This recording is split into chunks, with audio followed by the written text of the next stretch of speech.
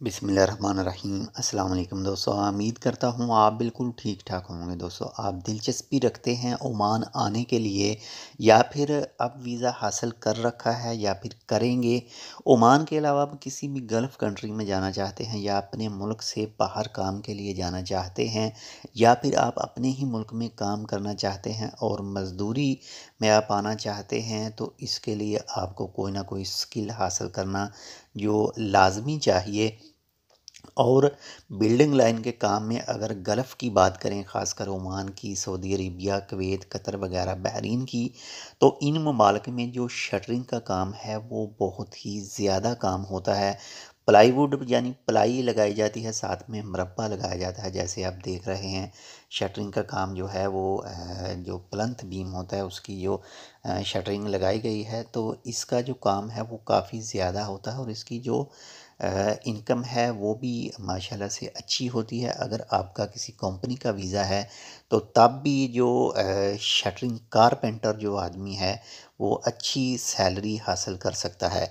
तो आप गल्फ़ आना चाहते हैं और आपने अभी तक कोई भी स्किल नहीं सीखा है, तो ये 4 से 5 महीने लगाकर अगर आप ज़हन रखते हैं और काम में दिलचस्पी रखते हैं, तो शटरिंग का काम आप 3 से 4 महीने में बआसानी सीख सकते हैं। यानी इतना सीख सकते हैं कि आप किसी भी दूसरी साइट पर जाकर काम करें तो आपको कोई भी दूसरा शख्स देखकर ये महसूस नहीं कर सकता कि आप हेल्पर हैं, आप उस्ताद नहीं हैं। तो जितने भी काम तो इतने ज़्यादा हैं, इतने महारत के काम हैं कि पूरी ज़िंदगी भी आदमी सीखना चाहे तो उनको मुकम्मल नहीं कर सकता। लेकिन आप गल्फ़ आना चाहें या फिर अपनी कंट्री में आप काम करना चाहें, तो कोई ना कोई स्किल स्किल जो है वो लाज़म सीख लीजिए। अगर ये दोनों काम साथ में हो जाएं, शटरिंग और साथ में स्टील फिक्सर का, तो ये तो लोहे पे सोने पे सुहागा जिसे कहते हैं ये हो जाएगा। अगर आप स्टील के काम साथ में कर लेते हैं तो तब आपकी जो ज़रूरत है लोगों को ज़्यादा पड़ सकती है, क्योंकि एक ही आदमी जो 2 काम कर सकता है, तो 2 आदमी लाने की ज़रूरत नहीं पड़ेगी किसी भी कॉन्ट्रैक्टर को, किसी भी ठेकेदार को। वो आप ही से इस्तिफ़ादा करेगा, यानी आप शटरिंग भी करेंगे और अपने साथ आदमी लगाकर जो है वो स्टील का काम जो है वो भी साथ में कर लेंगे। कंपनियों में सैलरी जो है वो भी स्टील फिक्सर की और शटरिंग कारपेंटर की ये भी अच्छी मिलती है।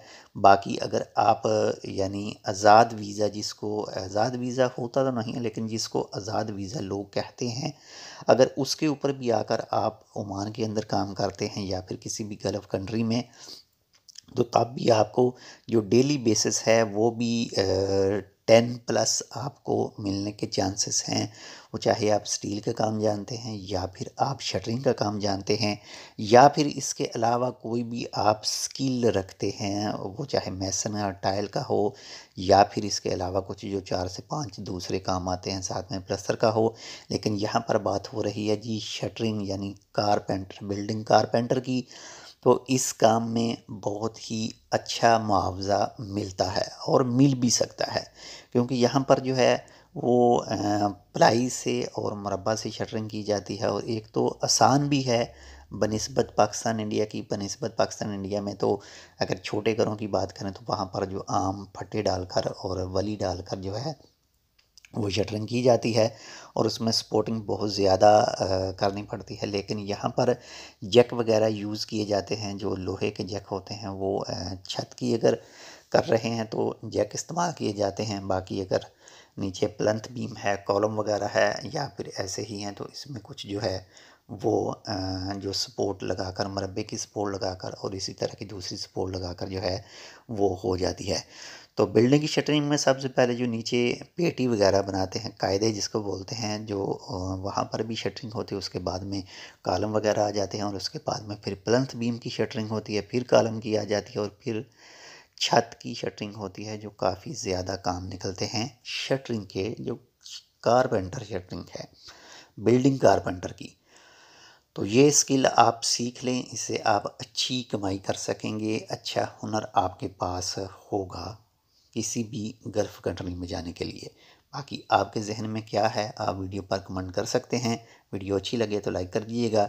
चैनल सब्सक्राइब नहीं किया टेक विद उर्दू व्लॉग को तो चैनल को सब्सक्राइब कर लीजिएगा।